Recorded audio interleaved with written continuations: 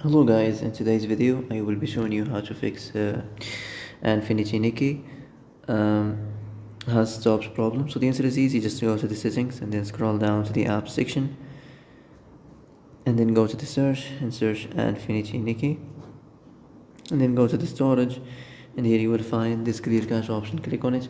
Now you can go check it if it worked, and if it didn't you can try to restart your phone or turn the Wi-Fi off and on, or the Bluetooth or the airplane mode. Also you can try to clear data, but be careful. If you clear data, all this application's data will be deleted. This includes all files, the settings, the accounts, the databases, etc. So be careful if you want to clear your data.